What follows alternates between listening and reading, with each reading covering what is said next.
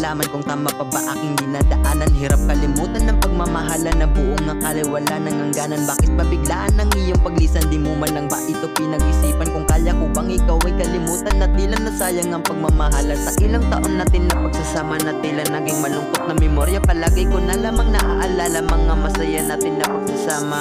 Paano pa matatakasan? Ako ay nahihirapan, nalugmok na ako sa kalungkutan. Di ko na alam kung paano takasan. Sana di